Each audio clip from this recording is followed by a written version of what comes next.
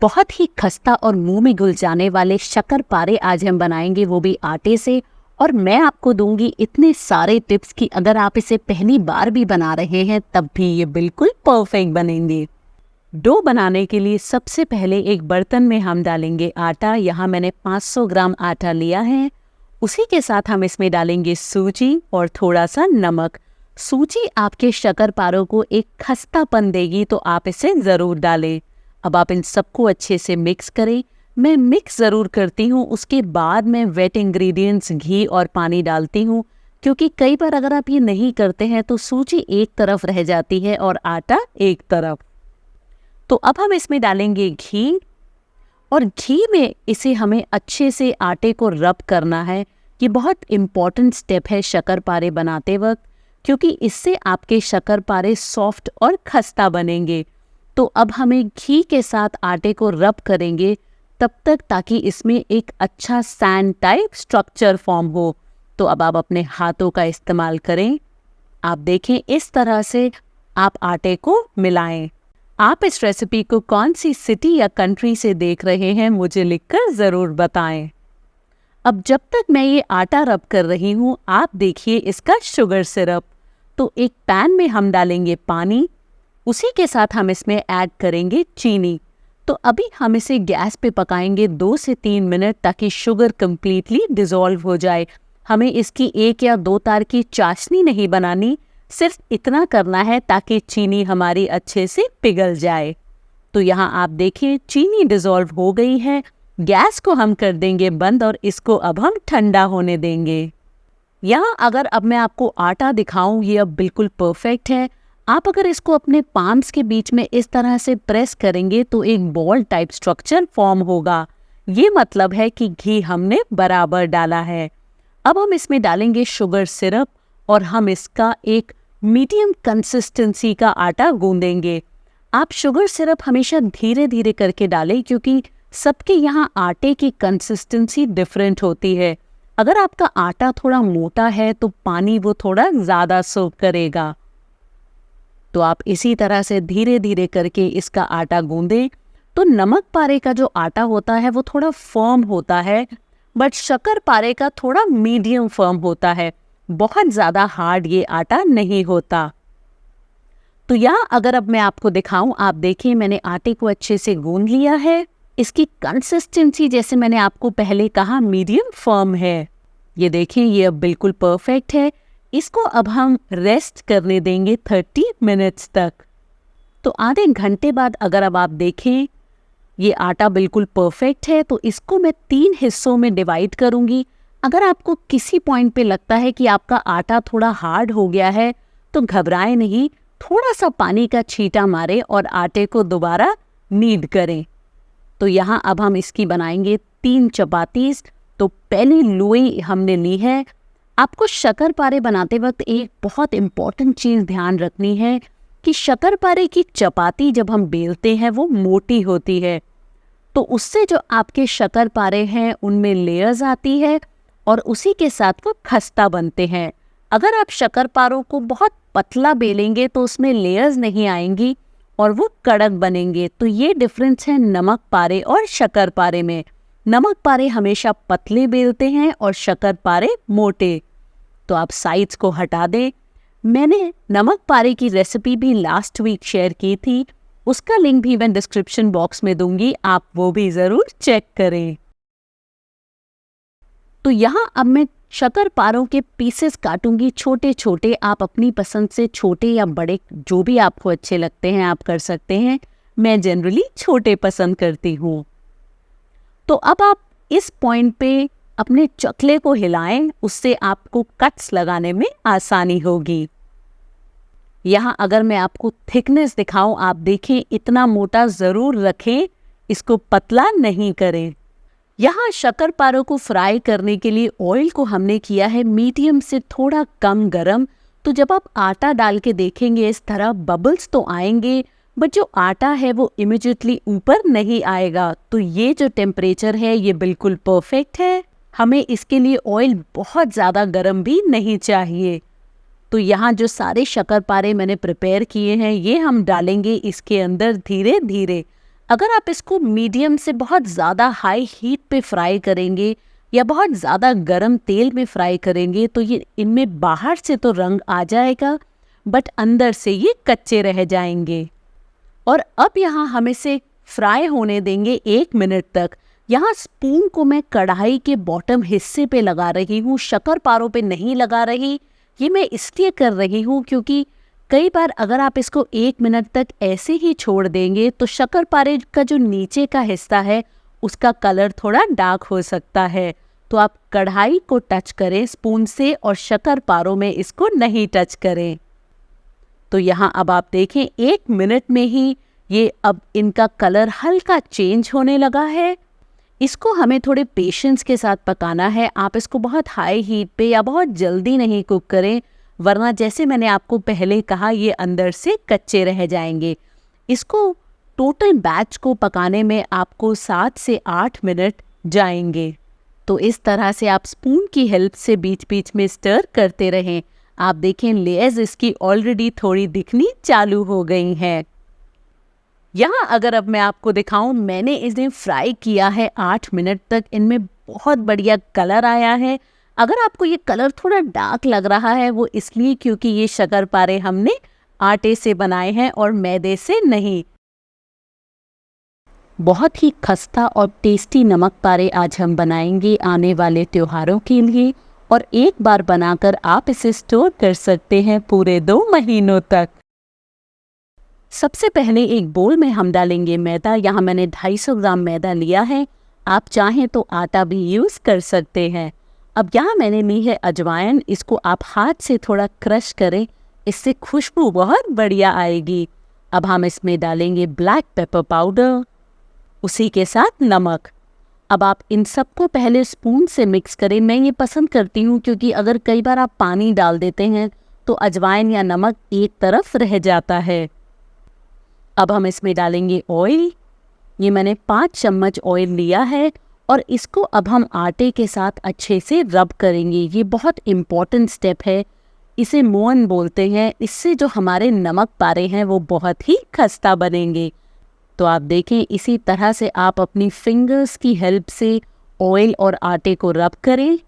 आप इस रेसिपी को कौन सी सिटी या कंट्री से देख रहे हैं मुझे लिखकर ज़रूर बताएं।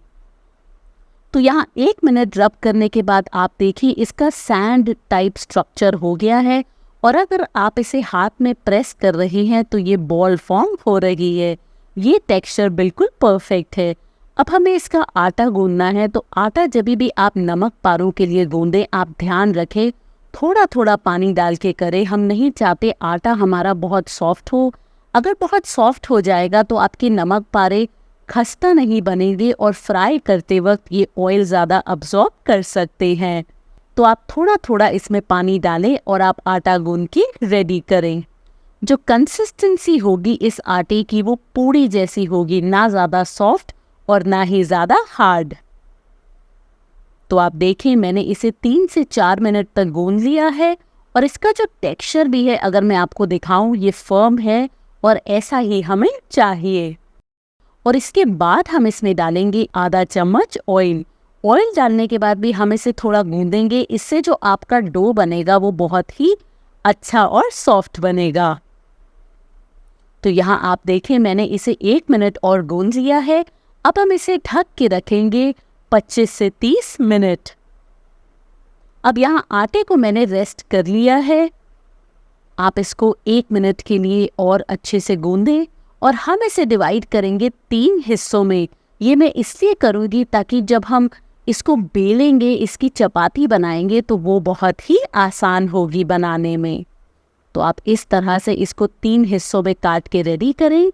मैंने दिवाली के लिए और भी बहुत सारे स्नैक्स बनाए हैं, आप वो रेसिपीज़ भी ज़रूर चेक करें, मैं उनका लिंक डिस्क्रिप्शन बॉक्स में दूंगी। तो अब आप एक पेड़ा बनाएं। ये देखिए ये बिल्कुल परफेक्ट है, और इसमें अब हम लगाएंगे थोड़ा सा ऑयल।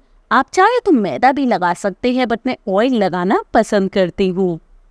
बस अब हमें इसे बेलना है पतला। आप हमेशा ध्यान रखें जब भी आप नमक पारे बनाएं, आप रोटी को बहुत ज़्यादा मोटा नहीं बेलें, वरना जो आपके नमक पारे हैं वो थोड़े हार्ड यानी कि कड़क बनेंगे। तो शक्कर पारे जब हम बनाते हैं वो थोड़े मोटे बेलते हैं, बट नमक पारे हमेशा आप पतले बेल के तैयार करें।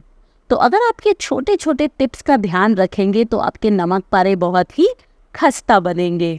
तो अगर अब मैं आपको कंसिस्टेंसी दिखाऊं, आप देखें हमें इतनी पतली रखनी है। अब आप इसे काटे डायमंड शेप में, स्क्वायर शेप में, जो भी आपको पसंद है।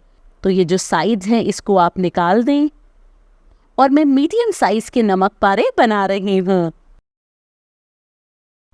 यहाँ सब में मैंने कट्स लगा लिए हैं और अब ये जो साइड्स हैं इसको हम निकाल देंगे। तो इन सबको अब आप निकालें एक प्लेट पे। अगर ये नमक पारे बेलने के बाद आप जब इस तरह से रखेंगे वो चिपक भी जाते हैं तो घबराएं नहीं। जब आप इसको ऑयल में डाल के फ्राई करेंगे तो ये सब अलग अलग हो जाएंगे। तो यहाँ मैंने सारे नमक पारों को बेल के काट के रेडी कर लिया है। अब हम इनको करेंगे फ्राई। तो यहाँ ऑयल को मैंने कर लिया है मीडियम गरम, हमें बहुत तेज़ नहीं करना। आप इस तरह से जब हाथ रखेंगे तो हल्की हीट आपको आएगी। तो अब आप ये सारे नमक पारे इसमें डालें। आप देखिए मैं उनका बंच डाल रही हूँ, बट जैसे ही ये ऑयल में फ्राई होने चालू होंगे 1 मिनट में ही ये अलग अलग हो जाएंगे।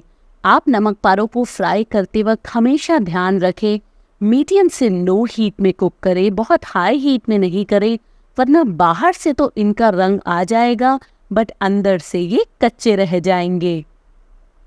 तो आप देखिए 1 मिनट में ही सारे नमक पारे आपके बिल्कुल अलग अलग हो गए हैं। इनको अब मैं फ्राई करूंगी 3 से 4 मिनट तक और फिर मैं आपको दिखाऊंगी ये कैसे लग रहे हैं। आप देखें 3 मिनट फ्राई करने के बाद भी अभी इनमें कलर नहीं आया है, ये अभी कच्चे हैं। तो हम इसे 3 से 4 मिनट और फ्राई करेंगे। आपको थोड़े पेशेंस के साथ इसे फ्राई करना है। हाई हीट पे जैसे मैंने कहा आप इसे फ्राई नहीं करें। आप देखें 6 से 7 मिनट मुझे टाइम लगा है इन नमक पारों को कम्प्लीटली फ्राई करने में। इनका कलर भी बहुत बढ़िया आया है। तो आप इसको निकालें टिश्यू पेपर के ऊपर और आप इसे एंजॉय कर सकते हैं पूरे 2 से 3 महीनों तक। बस ध्यान रखें स्टोर करने से पहले आप इसे कम्प्लीटली ठंडा करें। सिर्फ 2 टेबलस्पून ऑयल में हम बनाएंगे बहुत ही हेल्दी और चटपटा मुरमुरा नमकीन आपकी शाम की चाय के लिए। एक बड़ी कढ़ाई में हम सबसे पहले डालेंगे 2 टेबलस्पून ऑयल और ऑयल गर्म होने के बाद हम इसमें डालेंगे रॉ पीनट्स। ये मैं कच्ची पीनट्स ले रही हूँ। अगर आप ऑलरेडी रोस्टेड ले रहे हैं तो आप ये स्टेप स्किप करें। तो हम इसको 3 से 4 मिनट तक भुनेंगे मीडियम फ्लेम पे, ताकि इनमें अच्छा एक हल्का गोल्डन कलर आए। आप इसको कम नहीं करें वरना ये कच्ची रह जाएंगी। आप देखें ये अब हो गई हैं। इनका कलर स्लाइटली डार्क हुआ है, ये फूल गई हैं और इनमें से हल्की चटकने की आवाज़ आई है। तो ये 3 स्टेप हैं जो बताते हैं हमारी मूंगफली हो गई। अब मैंने डाला है इसमें सूखा नारियल। इसके लिए आपको ज़्यादा ऑयल नहीं चाहिए क्योंकि नारियल का खुद भी थोड़ा ऑयल होता है। तो आप इसको 1 से 2 मिनट तक भुनें।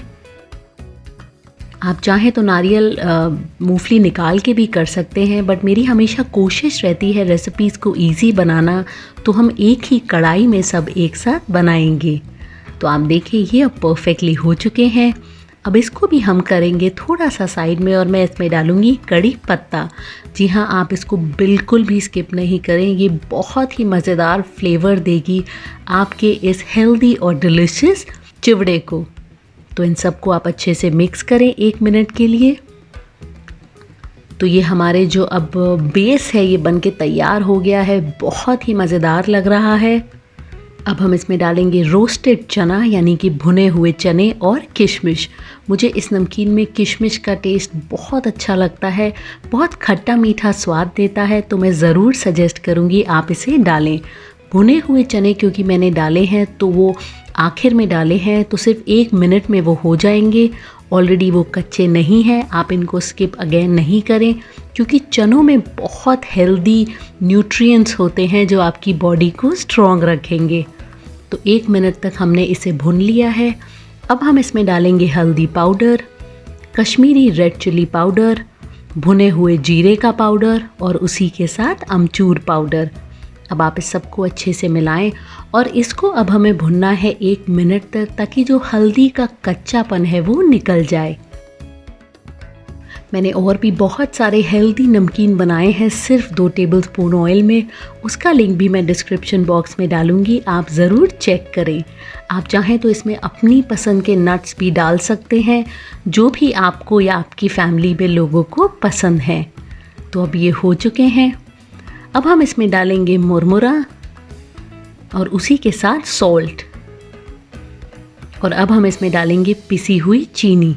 तो आप हमेशा ध्यान रखें, नमक आप मुरमुरा डालने के बाद डालें, अगर आप पहले डाल देंगे तो वो इवनली डिस्ट्रीब्यूट नहीं होगा। अब 2 चम्मच की हेल्प से आप सबको अच्छे से मिक्स करें। तो पाउडर चीनी थोड़ी जाती है इसमें, बट मैं ज़रूर सजेस्ट करूँगी आप डालें, वो सारे बाकी के स्पाइसेस के फ्लेवर्स को बैलेंस करेगा और एक बहुत ही मज़ेदार आपका खट्टा मीठा चटपटा सा फ्लेवर देगा हमारे इस नमकीन को। तो आप देखिए ये अब ऑलमोस्ट डन है, सारे मसाले अच्छे से मिल गए हैं। इसको मैं 2 मिनट तक और भूनूंगी मीडियम फ्लेम पे, ताकि जो हमारे मुरमुरे हैं वो अच्छे क्रंची हो जाएं। तो ये देखें, ये बिल्कुल बनके अब रेडी है आपकी शाम के नाश्ते के लिए। आप इसे गिल्ट फ्री एंजॉय कर सकते हैं। अगर आप चाहते हैं मैं और भी कोई ऐसी हेल्दी रेसिपीज़ या नमकीन आपके लिए बनाऊं तो मुझे ज़रूर बताएं। दिवाली के लिए हम बनाएंगे बहुत ही खस्ता लेयर वाली मठरी, कुछ ऐसे टिप्स एंड ट्रिक्स के साथ कि हर बार ये परफेक्ट बने। डो बनाने के लिए एक बोल में हम डालेंगे मैदा, नमक, ब्लैक पेपर पाउडर, जीरा और अजवाइन। अजवाइन को हम हाथों के बीच में क्रश कर लेंगे तो उसका फ्लेवर अच्छा आएगा।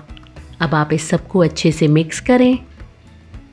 अब हम आटे में डालेंगे देसी घी और इसको भी हम अच्छे से मिलाएंगे। घी डालने से जो आपकी मठरीज़ है वो बहुत खस्ता बनेंगी।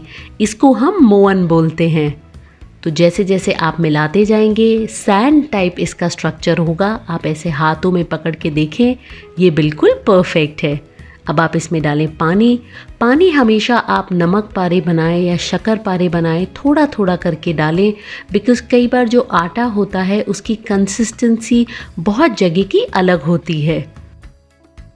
तो हमें इसका पूड़ी टाइप आटा बनाना है, बहुत ज़्यादा सॉफ्ट नहीं हो, थोड़ा हार्ड हो। अगर बहुत सॉफ्ट होगा तो आपकी मठरी खस्ता नहीं बनेगी। अब आप देखें ये परफेक्ट है। इसको हम 15 मिनट तक रेस्ट करने देंगे। अब हम बनाएंगे साटा। इसके लिए मैंने लिया है देसी घी, उसमें हमने डाला है 1 टेबलस्पून मैदा।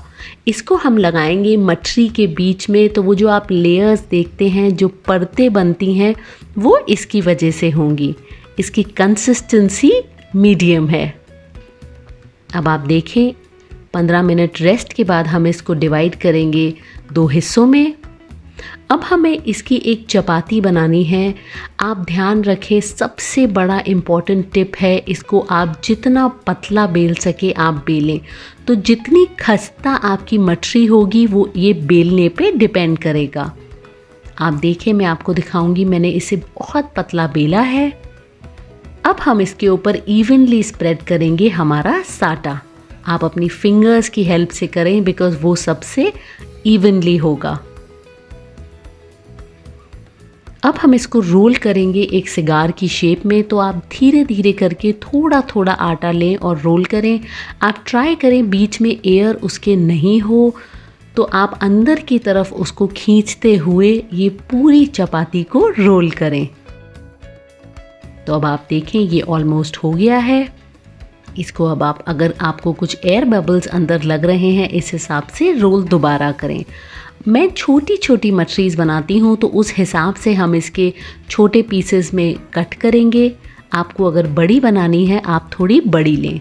अब इसको आप प्रेस करें, चाहे आप फिंगर की हेल्प से करें या अपने पाम की हेल्प से प्रेस करें। अब दूसरी बहुत इम्पॉर्टेंट टिप जो है वो ये कि इसको हमें अगेन बहुत पतला बेलना है। तो आप चकले को घुमाएं और आटे को नहीं। आप देखें इतना पतला है कि आप चकला देख सकते हैं। गोल बिले या नहीं बिले उसकी बिल्कुल हमें टेंशन नहीं करनी, क्योंकि हमें इसे एनीवेज फोल्ड करना है। तो आप देख सकते हैं बहुत पतला हमने इसको रोल किया है, और ये अगर हम चकला नहीं हिलाते उसकी बिना ये हम नहीं कर पाते। अब आप इसमें लगाएं साटा, और इसको भी अब हम दोबारा फोल्ड करेंगे। एक बार और आप इसको लगाएं। तो ये जो हम पफ पेस्ट्रीज बनाते हैं बिल्कुल सेम हम प्रोसीजर कर रहे हैं। इसको भी अब आप बंद करें। दूसरी टिप जो मैं आपको दूंगी, आप इसको अब बहुत हल्का बेलें ताकि ये सील हो जाए। अगर आप ये नहीं करेंगे तो कई बार आपकी ये मठरी फ्राई होते वक्त खुल सकती है। अब आप इसको डॉक करें एक फोक की हेल्प से। ये हम इसलिए करते हैं ताकि आपकी मठरी फूले नहीं। तो आप देखें बहुत आसानी से आप ये बना सकते हैं। सिर्फ ध्यान रखें बहुत पतला हमें इसे बेलना है। अब तेल को हमने गरम किया है मीडियम हॉट, ये बिल्कुल परफेक्ट है। अब आप गैस को कर दें लो और धीरे धीरे करके अपनी मठरियों को डालें। हमें इसे लो फ्लेम पे पकाना है 3 से 4 मिनट तक। उसके बाद आप चाहें तो फ्लेम को मीडियम कर सकते हैं। जैसे जैसे ये आप डालेंगे आप देखेंगे 1 मिनट बाद ये ऊपर फ्लोट होने लगेंगी। तो ये फ्राई करते वक्त आपको थोड़ा पेशेंस रखना है, क्योंकि ये जो मठरीज हैं इनमें अंदर लेयर्स हैं और ये स्लो कुक होती हैं ताकि अंदर तक अच्छे से फ्राई हो सकें। तो अब आप इसको बीच बीच में पलट के देखें। आप देखें मैंने इन्हें 7 से 8 मिनट तक फ्राई किया है। इनमें बहुत प्यारा कलर आ चुका है। इसको अब हम निकालेंगे और ट्रांसफ़र करेंगे टिश्यू पेपर के ऊपर, ताकि जो एक्सेस ऑयल है वो अब्जॉर्ब करे। मैंने और भी बहुत सारे नमक पारा और शक्कर पारा बनाए हैं, उसका भी मैं लिंक डिस्क्रिप्शन बॉक्स में रखूँगी, आप वो ज़रूर चेक करें। तो ये देखें बहुत ही मज़ेदार लेयर्स आई हैं। मैं आपको खोल के दिखाऊंगी, बिल्कुल अंदर तक परफेक्टली फ्राई हुआ है, कुक हुआ है। आप देखें बहुत मज़ेदार ये खस्ता मठरीज बनी है। तो अगर आप भी हर बार ये टिप्स को ध्यान रखेंगे तो आप भी ये खस्ता मठरीज आसानी से बना पाएंगे। अगर आपको आज की ये रेसिपी पसंद आई है, इस वीडियो को ज़रूर लाइक करें और मेरे चैनल को सब्सक्राइब करें, क्योंकि आगे भी मैं बहुत सारी इंटरेस्टिंग रेसिपीज़ आपके लिए लगातार लाती रहूँगी।